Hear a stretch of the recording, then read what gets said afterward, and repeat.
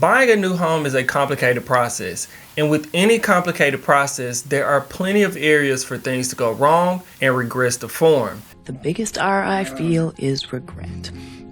And since this is probably going to be the largest purchase of your life, you'll definitely want to avoid making as many mistakes as possible. So in this video, I'll share some home buyer tips and advice that will help you buy your new home with confidence. We'll also make sure that you're buying the right home for you now and in the future with the top 5 home buyer mistakes to avoid. But before we jump into content, if you wouldn't mind hitting the like button, it definitely helps support the channel and I truly do appreciate it.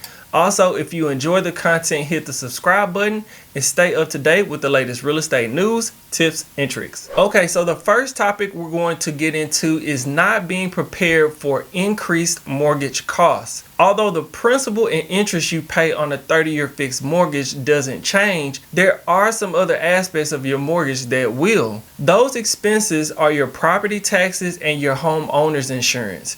Your mortgage payment is made up of 4 parts referred to as PITI, and that's your principal, which is the amount that goes towards paying down your loan, your interest, which is the part that your lender charges for your loan, and then you have your taxes and insurance. When you purchase your home, you will be required to pay a portion of all your property taxes that are due on your home for that year. But the value that your home is taxed on is subject to change every year. So if the county you're in has reason to believe that the value of your home has increased by, let's say, $50,000 in the past year, they will send an updated tax bill to your mortgage service provider with a new amount. And when that happens, your mortgage service provider will increase your monthly mortgage payment accordingly to make sure that they can cover the additional costs. Homeowners insurance happens in a similar manner. When they decide to increase your premium, they will send a new bill to your mortgage provider and your monthly payment will be adjusted. The good thing about homeowners insurance is that this is something that you can shop for. So if the premium comes back at a number that you don't like, you can call around to see who can give you a better rate and have your homeowner insurance provider changed. The next mistake we'll want to avoid is overreacting to the home inspection report. The home inspector's job is to pick apart the house that you're trying to purchase.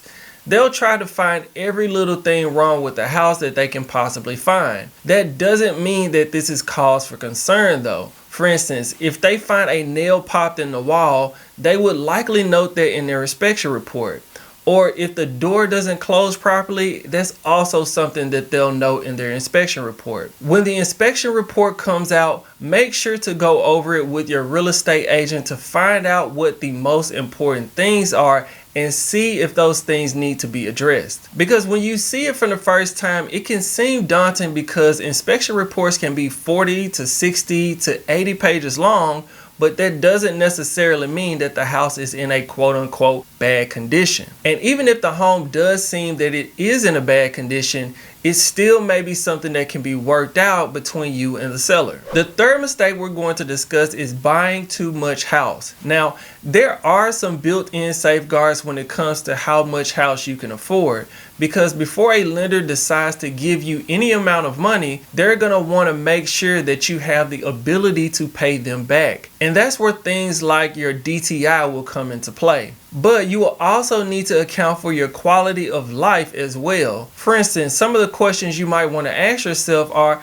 how often would you like to go on vacations? Or just simply go out with friends in the city for fun? These are just a few of the things that you want to make sure that you're considering when you're deciding about how much you want to spend on your home. Another thing to consider is how much will it cost to furnish the home. If you're getting a bigger home, you'll typically want to fill it up with more items so you can enjoy all of your new space. And if you haven't been shopping for furniture in a while, you may be in for a big surprise, because the home furniture industry is another industry that has been getting hit pretty hard by our global supply chain issues. And this is something you're bound to see when it comes to the cost and availability of those items. The fourth mistake we'll want to avoid is waiting to speak to a lender. If you're preparing to get a new home, speaking with the lender early in the process can help out a great deal. And there are a lot of reasons why people will avoid speaking to a lender early, but one of the most common reasons is waiting to get their credit score up. Because having a high credit score is great, but working to get a higher credit score may not have the payoff that you would expect it to have. For instance, let's say that increasing your credit score by 20 to 30 points may save you about $20 a month on your mortgage payment. After gaining this information from your lender, you may decide that waiting to increase your credit score by that much really isn't worth it. Additionally, if mortgage rates are on the rise, you may not see a benefit from a higher credit score once you finally achieve it. You also want to get with them to make sure that you're saving up enough money for the down payment and closing costs. These can vary greatly depending on the different loan options available to you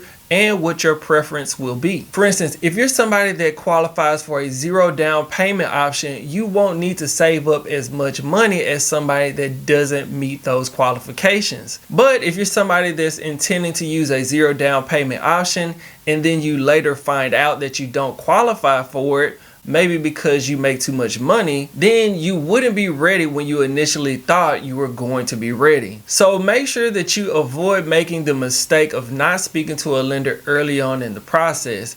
Get with them to come up with the goals and the numbers that you should hit so that you are ready when the time comes to purchase your new home. So now let's go over the fifth mistake that you'll want to avoid, which is ignoring your resale value. Most people that buy a home, especially if it's their first home, will eventually want to sell it. And when that happens, you want to make sure that you'll be in a situation where that's possible. The first step of making sure that that's an option for you is making sure that you're making the right buy in the first place. For instance, buying a 1-bedroom or 2-bedroom home may be just what you need for your current living situation, but eventually you may want to get a home with more space and more rooms. This is a totally logical path given certain circumstances like budget and the location that you're buying in. But when it comes to most areas in the country, homes with 3 or more bedrooms are going to outperform homes with fewer bedrooms over time when it comes to appreciation. And that's because there's a larger buyer pool that will want the additional bedrooms and the additional space in their home. Now, this is just an example, so it depends on several factors in your area. So be sure to discuss the type of resale value you can expect and the different options you have with your real estate agent. Okay, if you've enjoyed the content, let me know by hitting the like button and consider subscribing to stay up to date with the latest real estate news, tips, and tricks. If you need a real estate agent in the Dallas-Fort Worth area, feel free to reach out to me. My contact information will be in the description below. And until next time, peace.